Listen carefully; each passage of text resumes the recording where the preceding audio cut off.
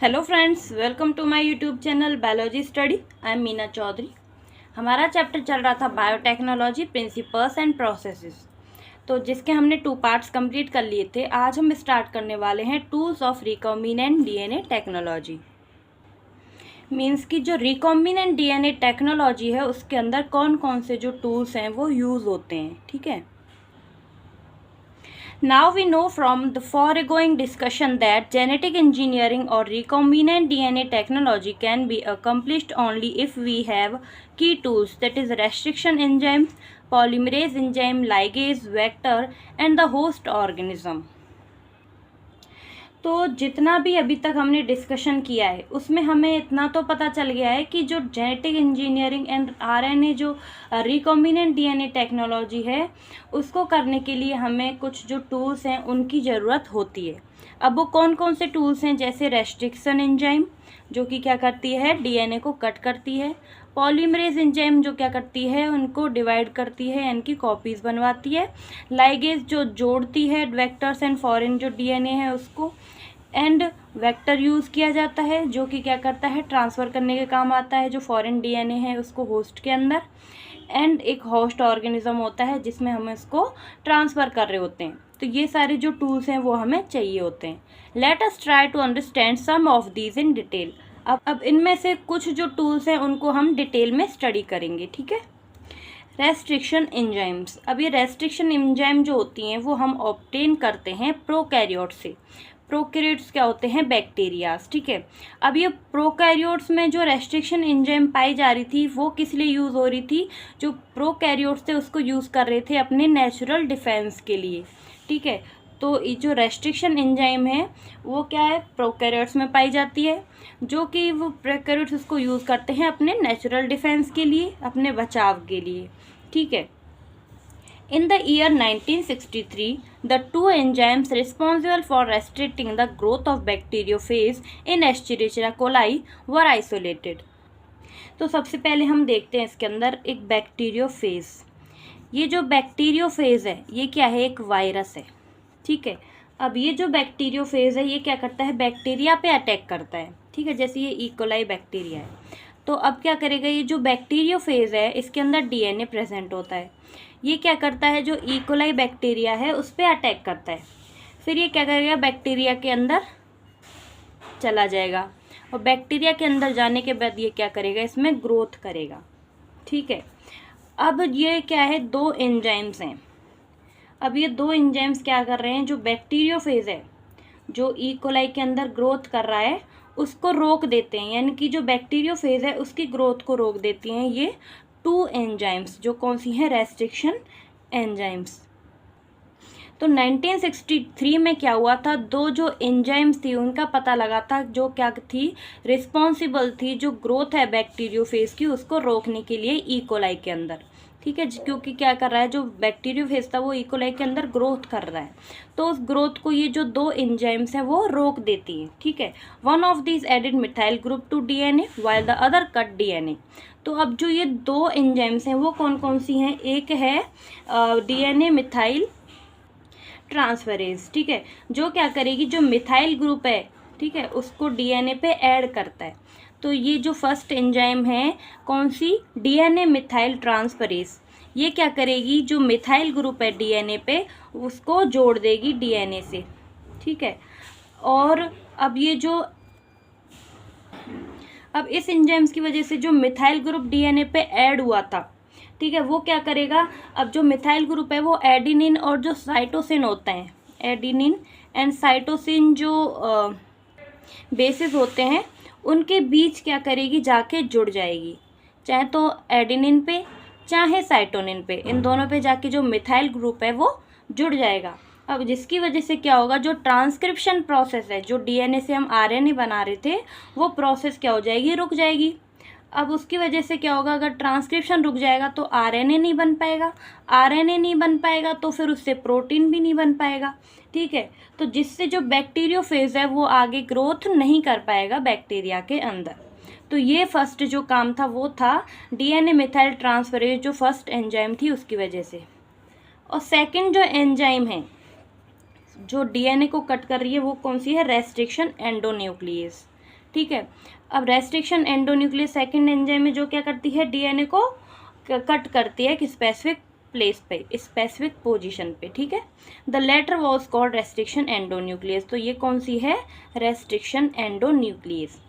The first restriction endonuclease HIND2 whose functioning depend on a specific DNA nucleotide sequence was isolated and characterized 5 years later। अब जो ये restriction endonuclease है वो कौन सी थी, first जो रेस्ट्रिक्शन एंडोन्यूक्लियस है वो थी HIND2, ठीक है, जिसकी जो फंक्शनिंग है वो किसके ऊपर डिपेंड करती है, स्पेसिफिक डीएनए न्यूक्लियोटाइड सीक्वेंस पर, ठीक है। जिसमें क्या हुआ, फिर इसको आइसोलेट किया गया और उसके बाद इसको करेक्टराइज किया गया 5 साल बाद, ठीक है। It was found that HIND2 always cut DNA molecule at a particular point by recognising a specific sequence of 6 base pairs. अब जो ये HIND2 रेस्ट्रिक्शन एंडोन्यूक्लियस है ये क्या करती है, ऑलवेज कट, मतलब हमेशा डीएनए को एक स्पेसिफिक पोजीशन पे स्पेसिफिक सीक्वेंस को कट करती है।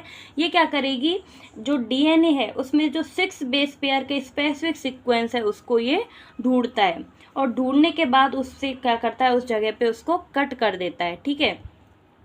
This specific base sequence is known as a recognition sequence for HIND2। अब ये जो स्पेसिफिक बेस सीक्वेंस है ये कौन सा है, रिकॉग्निशन सीक्वेंस, यानी कि हम कह सकते हैं कि जो HIND2 रेस्ट्रिक्शन एंडोन्यूक्लियस है ये क्या करती है, डीएनए में रिकॉग्निशन सीक्वेंस को ढूंढती है ताकि वहाँ से उसको कट कर सके।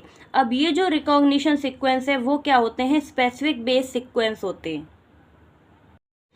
Besides HIND2, today we know more than 900 restriction enzymes that have been isolated from over 230 strains of bacteria, each of which recognize different recognition sequences।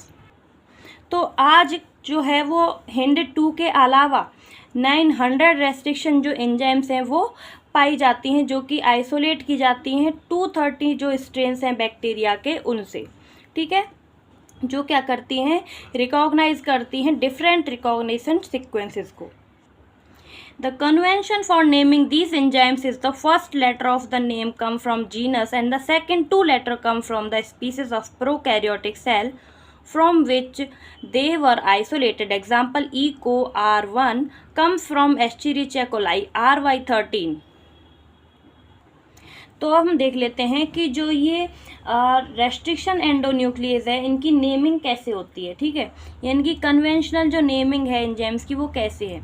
तो इसमें जो ये फर्स्ट लेटर, जैसे ये E co-R1, इसमें जो ये फर्स्ट लेटर है ये क्या होता है, जीनस, ठीक है।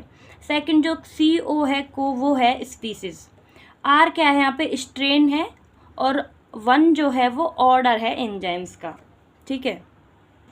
तो जो E co-RI है, E co-R1, ये कहाँ से निकाला गया था, एस्चेरिचिया कोलाई RY13 जो स्ट्रेन है बैक्टीरिया का उससे, ठीक है। अब जो ये E co-R1 जो रेस्ट्रिक्शन एंजाइम्स है इसमें जो ये E co है ये तो निकाला गया एस्चेरिचिया कोलाई जो बैक्टीरिया है उससे, जिसमें फर्स्ट E क्या है, जीनस, और CO को क्या है इसमें, स्पीसीज, ठीक है, स्पीसीज के नाम पर है ये।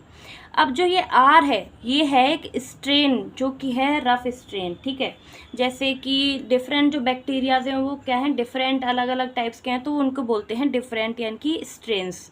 और ये जो 1 है वो क्या है, ऑर्डर है एंजाइम्स का, जैसे कि ये फर्स्ट जो एस्चेरिचिया कोलाई RY13 है, इससे जो फर्स्ट जो एंजाइम निकाला गया था वो था 1। अगर हम इसके बाद कोई दूसरा निकालते हैं तो उसका नाम दे देंगे R2, ठीक है। तो इसको सिंपल समझे हम, तो ये जो 1 है वो क्या है, ये जो एस्चेरिचिया कोलाई जो बैक्टीरिया है उसकी जो RY13 जो स्ट्रेन है उससे जो पहला रेस्ट्रिक्शन एंडोन्यूक्लियस निकाला गया उसको नाम दिया गया फर्स्ट, ठीक है। अब जैसे इसके बाद हम कोई और जो है रेस्ट्रिक्शन एंडोन्यूक्लियस निकालेंगे तो उसको हम नाम दे देंगे सेकंड, अगर उसके बाद और निकालते हैं तो हम उसको नाम दे देंगे थर्ड। तो ये क्या हो जाएंगे, इनके ऑर्डर हो जाएंगे एंजाइम्स के कि ये फर्स्ट है, ये सेकंड है, ये थर्ड है। तो ये पहला जो निकाला गया था इसलिए उसका नाम बना E co-R1। ऐसे ही जो ये HIND सेकंड जो रेस्ट्रिक्शन एंडोन्यूक्लियस है इसमें जो ये H है ये किसको डिनोट करता है, हीमोफिलस, और ये IN किसको डिनोट करेगा, इन्फ्लुएंजा, ठीक है, यानी कि हीमोफिलस जो इन्फ्लुएंजा बैक्टीरिया है उसके जो D2 जो स्ट्रेन है उससे इसको निकाला गया है। ठीक है, इससे पहले फर्स्ट निकाला गया होगा, उसके बाद ये सेकंड है तो ये सेकंड नंबर पे। तो ऐसे ही क्या है, ऑर्डर्स हैं एंजाइम्स के। In EcoR1, the letter R is derived from the name of strain. Roman number following the names indicate the order in which the enzymes were isolated from the strain of bacteria. ठीक है, तो जिसमें जो 1 है वो Roman में लिखा जाता है, जैसे जो हमने देखा था EcoR1, तो ये जो 1 है वो हमेशा रोमन में लिखा जाता है। ठीक है, अब जो ये 1 है वो क्या इंडिकेट करता है, ऑर्डर, जो कि हमने आइसोलेट किया है स्ट्रेन ऑफ बैक्टीरिया से, वो किस ऑर्डर का यानी कि कौन से नंबर का एंजाइम्स है। ठीक है, restriction enzyme belong to a larger class of enzyme called nuclease. तो अब जो ये न्यूक्लियेज है ये क्या है, जो nucleic acid DNA and RNA है उनको कट करती है, तो कौन सी है वो, न्यूक्लियस एंजाइम्स। ठीक है, तो इनमें ही जो न्यूक्लियसेस हैं उनमें एक जो है वो रेस्ट्रिक्शन एंजाइम भी पाई जाती है। They are of 2 kinds, exonucleases and endonucleases. अब जो ये न्यूक्लियसेस हैं वो 2 टाइप्स की हैं, एक्सोन्यूक्लियस एंड एंडोन्यूक्लियसेस।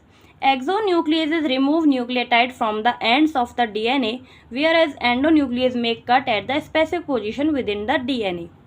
अब जो ये एक्सोन्यूक्लियस है ये क्या करती है, जो न्यूक्लियोटाइड्स है उनको एंड जो डीएनए है उसके एंड पार्ट से रिमूव करती है। ठीक है, जैसे ये क्या है, एक डीएनए का सीक्वेंस है, तो ये जो एक्सोन्यूक्लियस है ये क्या करती है, जो एंड है वहाँ पे कट करेगी। ठीक है, एंड पार्ट्स पे कट करती है exonuclease enzyme.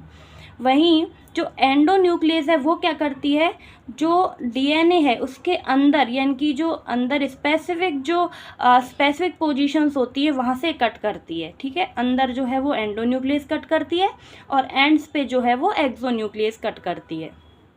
Each restriction endonuclease function by inspecting the length of a DNA sequence. तो अब देखते हैं कि जो रेस्ट्रिक्शन एंडोन्यूक्लियस है वो कैसे वर्क करती है, उसका फंक्शन कैसे होता है। ठीक है, तो अब जो ये रेस्ट्रिक्शन एंडोन्यूक्लियस है ये क्या करेगी, डीएनए में एक तरफ से डीएनए सीक्वेंस को इंस्पेक्ट करेगी यानी कि चेक करेगी, स्कैन करेगी।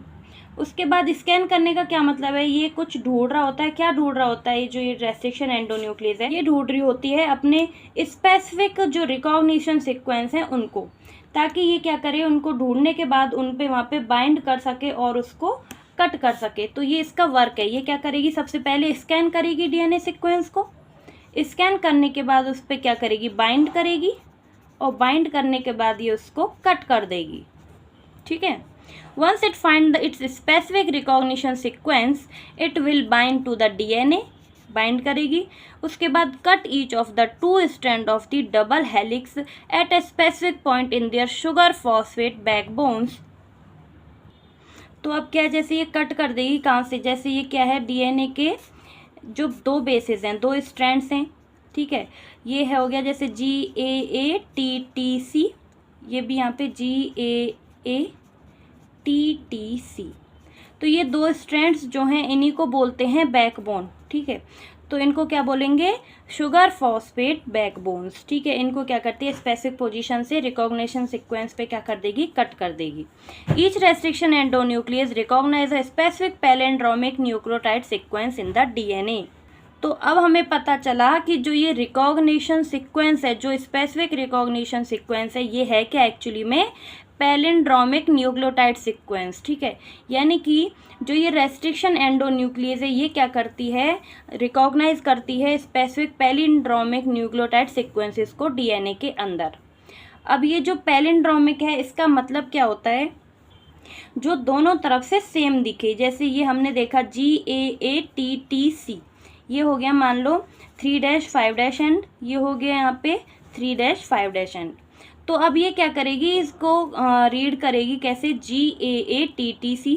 अब हम इधर 3 से इसको ये रीड करते हैं तो GAATTC, यानी कि दोनों तरफ से क्या है, ये सेम रीड हो रहे हैं। अब जैसे अदर एग्जांपल मैं आपको बताती हूँ, मलयालम में आप इधर से भी रीड करो तो सेम आपको वर्ड दिखेगा, और इधर से रीड करोगे तो भी आपको सेम वर्ड दिखेगा। जैसे अदर एग्जांपल हम और ले लेते हैं, जैसे दूसरा हो गया मैडम।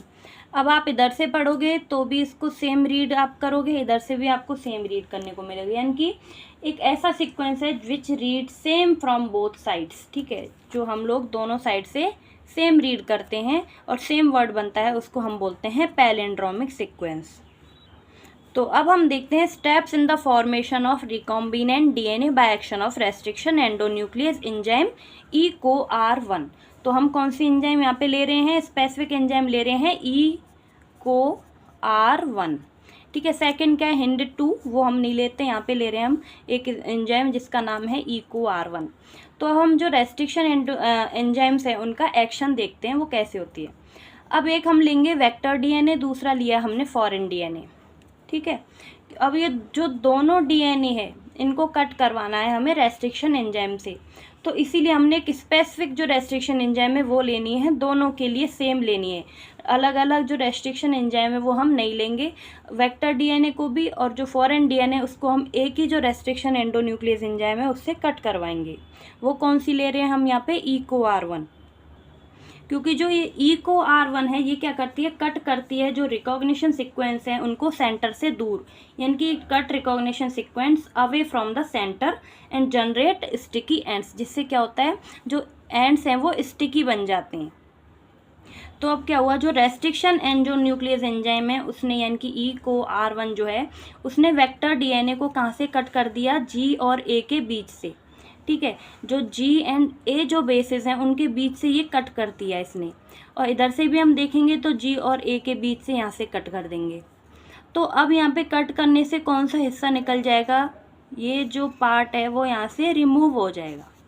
ऐसे ही जो foreign DNA, EcoRI cut the DNA between basis G and A, तो यहाँ पे भी जो G और A के बीच से क्या करेगी, ये जो रेस्ट्रिक्शन एंडोन्यूक्लियस एंजाइम है EcoR1 वो कट कर देगी G एंड A के बीच, जिससे क्या होगा, जो GAATTC सीक्वेंस प्रेजेंट है उसको यहाँ से कट हुआ तो उसमें से क्या निकल जाएगा,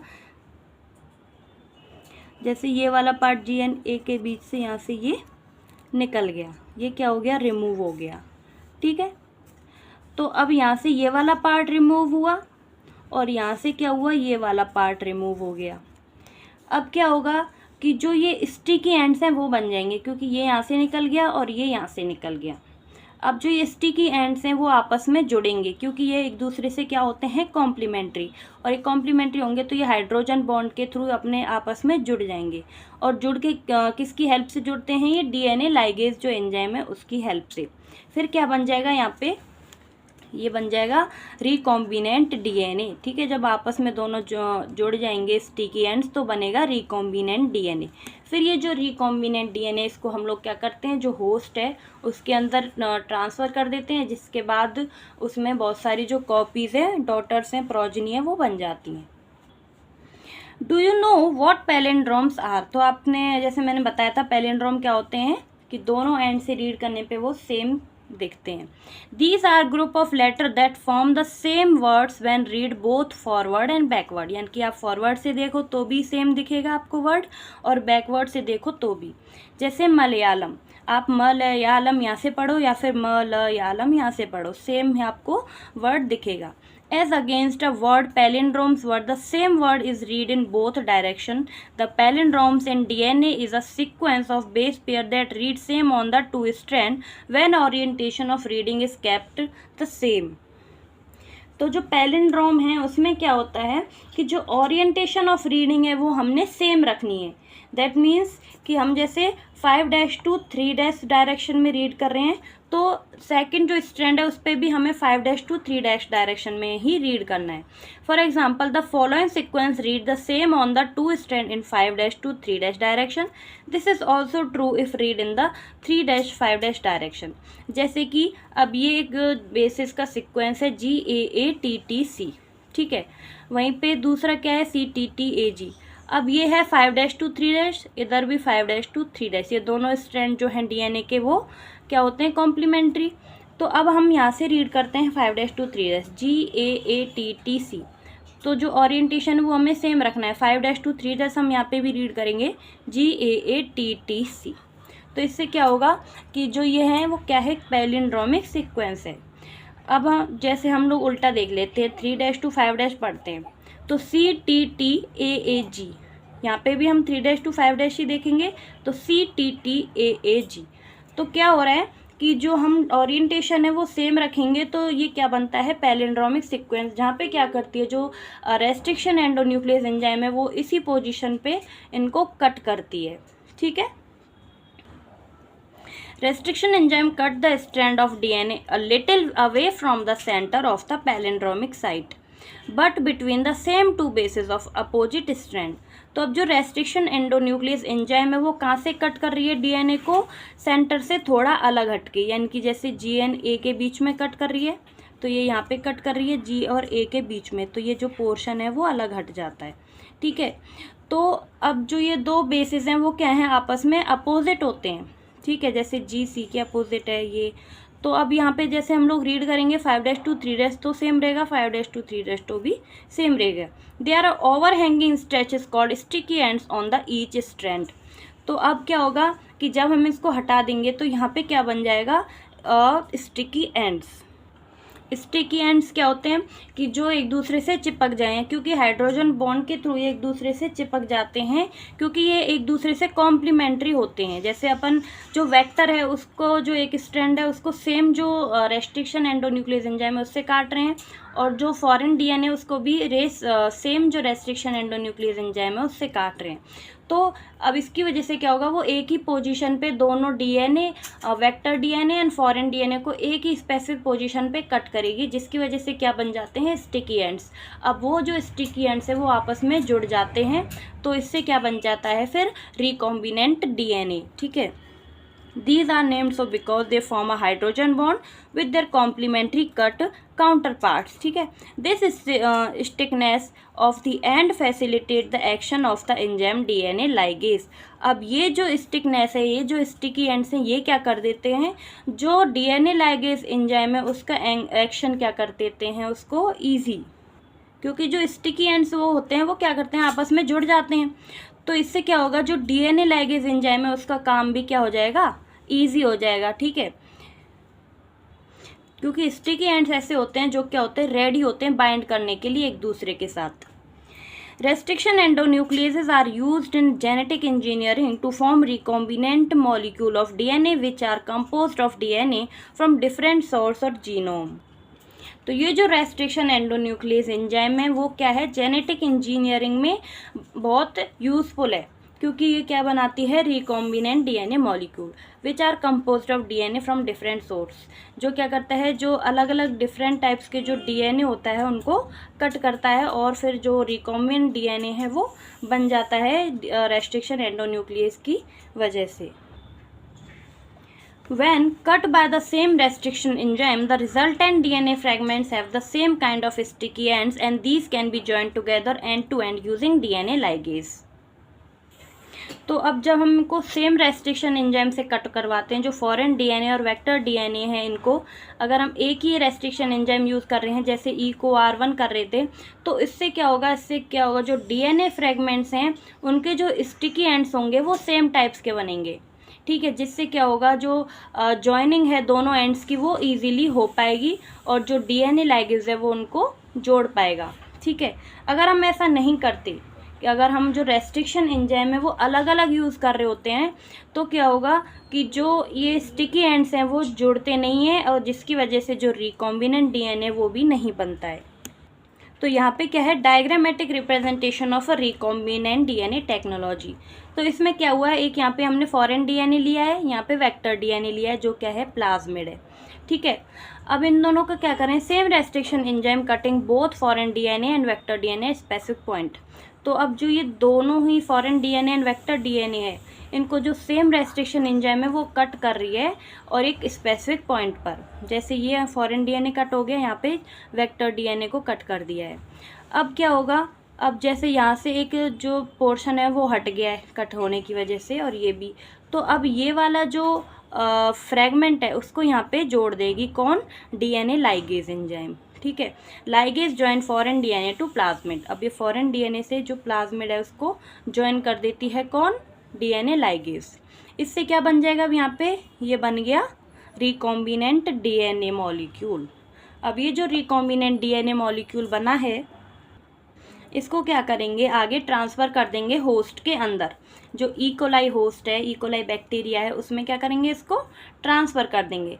अब जो होस्ट है वो क्या करेगा, फिर डिवाइड करेगा। तो अब जो ये डिवाइड कर रहा है, तो इसमें जो प्लाज्मिड है ये भी डिवाइड करता है, ठीक है। तो अब यहाँ से जैसे डिवाइड करके इसने 2 प्रोजनी और बना ली। तो अब जो प्लाज्मिड है ये भी डिवाइड करेगा, तो ये क्या करेगा, प्लाज्मिड के भी क्लोन बन जाएंगे, ठीक है। तो क्लोनिंग हो जाएगी, यानी कि कॉपीज़ बन जाएंगी बहुत सारी। तो ऐसे क्या होगा, जो ये होस्ट के अंदर डिवाइड करने से प्लाज्मिड भी डिवाइड हुआ, तो फिर बहुत सारी जो प्रोजनी है उनकी कॉपीज़ बन गई। इसी को बोलते हैं क्लोनिंग, ठीक है। जो कि किसकी वजह से होता है, पॉलीमरेज एंजाइम की वजह से, जो कि कहाँ प्रेजेंट होती है, जो इकोलाई बैक्टीरिया होस्ट है उसी के अंदर जो है वो डीएनए पॉलीमरेज भी प्रेजेंट होती है, जो क्या करेगी, इनको डिवाइड करेगी, ठीक है। जिससे क्या बन जाएंगी, इनकी बहुत सी कॉपीज़ बन जाएंगी। You may have realized that normally unless one cuts the vector and the source DNA with the same restriction enzyme, the recombinant vector molecule cannot be created. अगर आप ऐसा करते हो कि अगर एक जो वेक्टर है उसको किसी अदर जो रेस्ट्रिक्शन एंजाइम है उससे कट करवा रहे हो, और जो फॉरेन डीएनए है उसको अदर जो रेस्ट्रिक्शन एंजाइम है उससे कट करवा रहे हो, तो फिर क्या होगा कि जो रिकॉम्बिनेंट मॉलिक्यूल है वो नहीं बन पाएगा, ठीक है। इसीलिए जो वेक्टर डीएनए है एंड जो प्लाज्मिड फॉरेन डीएनए है, इन दोनों को हमें क्या करना है, जो सेम रेस्ट्रिक्शन एंजाइम है उसी से कट करवाना है, ताकि जो स्टिकी एंड्स हैं वो सेम हो, सेम काइंड के हों और वो आपस में जुड़ जाएं। तो जिसकी वजह से जो रिकॉम्बिनेंट डीएनए मॉलिक्यूल है वो भी बन जाए, ठीक है। तो इसके लिए क्या ज़रूरी है, सेम टाइप की जो रेस्ट्रिक्शन एंडोन्यूक्लियस एंजाइम है वो यूज़ करना, दोनों वेक्टर एंड फॉरेन डीएनए के लिए। तो आज के लिए इतना ही। अब इसके आगे से हम नेक्स्ट वीडियो में करेंगे। आज का वीडियो ऐसे ही लंबा हो गया है। तो अगर आपको मेरी वीडियो अच्छी लगी हो, समझ आया हो, तो प्लीज़ चैनल को लाइक, शेयर एंड सब्सक्राइब करें। और कोई भी डाउट हो तो मुझे कमेंट बॉक्स में ज़रूर बताएं। मिलते हैं हम नेक्स्ट वीडियो में, तब तक के लिए bye bye, take care, thank you.